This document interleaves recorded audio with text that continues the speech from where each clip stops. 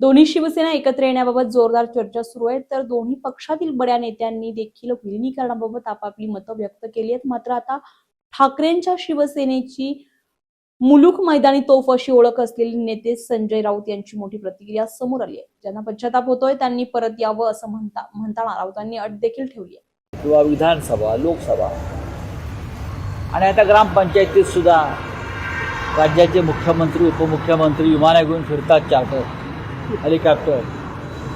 त्याच्यामुळे तिथे रणधुमाळी असते. विधान परिषद निवडणुका या अत्यंत गोपनीय पद्धतीने, ज्याची रिझर्व्ह बँक मोठी, बरं, त्याची रणधुमाळी जास्त. हे मी पाहतो. पण नाशिकमधलं म्हणाल तुम्ही, तर नाशिकमध्ये काय होतं पाहू. पण लढवय्ये म्हणून तुमच्याकडे बघितलं जातं शिवसेनेकडे, आपण माघार का घेतली साहेब यावर दोन उमेदवारांनी अर्ज घेतले होते आपल्या. एक सांगतो की या विधान परिषदेच्या संदर्भात यावेळेला मी सक्रिय नव्हतो. मी नाही आहे, मी दुसऱ्या कामात होतो.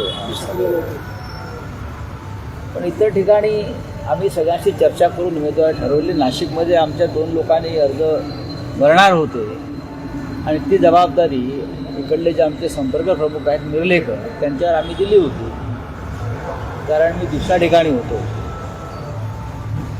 तर म्हणजे जबाबदारी तशी महत्त्वाची होती. पण घोडेबाजार होऊ नये असं त्यांचं म्हणणं आहे. आता घोडेबाजार अख्ख्या महाराष्ट्रात सुरूच झालेला आहे. तो काय नाशिकमध्येच होतो असं नाही.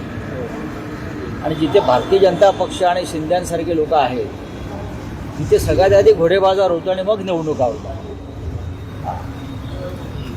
आता नाशिकवर लक्ष आहे आमचं. बघू आता काय होतंय. आपला उमेदवार जरी नसला तरी किंग मेकरची भूमिका ही आपली आहे.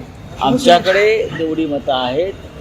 माननीय शिवसेना पक्षप्रमुख या संदर्भात आमच्या नगरसेवकांना, मतदारांना काय भूमिका घ्यायला सांगतात ते तुम्हाला लवकरच पण समजेल. ही चूक झाली आहे. नाही, चूक नाही, ही चूक नाही आहे. याला चूक मी म्हणणार नाही. त्याचं कारण असं की लोक ही निवडणूक एवढी एकतर्फी दिसत होती की कोणी असं फार उत्साहानं पुढे लढण्यासाठी आले नाही. म्हणजे खरं म्हणजे माझ्या अनेक दत्ताजींची चर्चा झाली अनेकदा, कोणी लढायला तयार आहे का. पण जी तफावत आहे त्या तफावतीमुळे कोणी फार पुढे येण्यासाठी उत्सुक दिसले नाही. त्यांनी अर्ज पण घेतलेला होता. आता मग वसंत भाऊ आहे, त्यांना विचार. माजी आमदार अनिल कदम होते. हे असतं अर्ज आणणं आणि अर्ज भरणं यात फरक आहे ना. पक्षाच्या आदेशानं अर्ज नक्की कॉम्बिनेशन फॉर्म त्याने आणले होते, पण शेवटी तो उत्साह असायला पाहिजे, तो दिसला.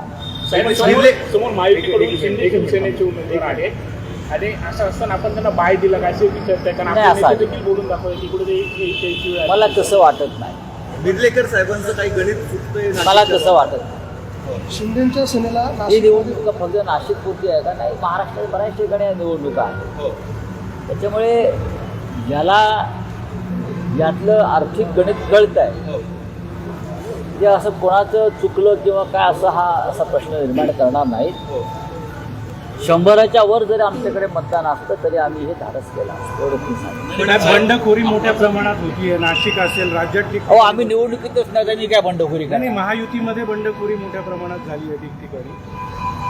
आणि नाशिकमध्ये भाजपचेच जिथे बंधूंनी उमेदवारी अर्ज भरला आहे, पुण्यामध्ये आहे ना. अशा वेगवेगळ्या ठिकाणी बंडखोरी. नगरसेवकांना, मतदारांना आर्थिक बळ मिळेल त्याच्यामुळे. आपला उमेदवार जर असता तर महाविकास आघाडी कोण आपल्या सोबत आहे ते तरी कळणार असतं किमान. नवनवीन घडामोडी पाहण्यासाठी स्टार महाराष्ट्र न्यूजला सबस्क्राईब करा आणि ताज्या बातम्यांचे अपडेट मिळवण्यासाठी बेल आयकॉनला प्रेस करा आणि परिपूर्ण बातमी बरोबर रहा, इतरांपेक्षा एक पाऊल पुढे.